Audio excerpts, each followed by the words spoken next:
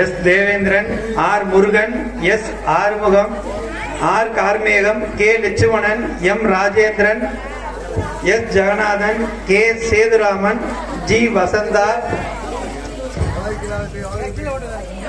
K Santhanam, G Tamilarasan, கா Ramasamy, K Bakkiyam, V Alagubupathi, G Shanmugam, P Selvam, R Vadivel Murugan, G Arumugam, Velsamy, K Arumugam, L Ramu, N Murugandi, P Vasudevan, M Kaliswari, R Ramesh, P Senthilkumar, P Senthil. ஏன்னா அந்த திருவிளக்கு பூஜை முடிஞ்ச பலன் பரிபூர்ணமா கிடைக்கணும்.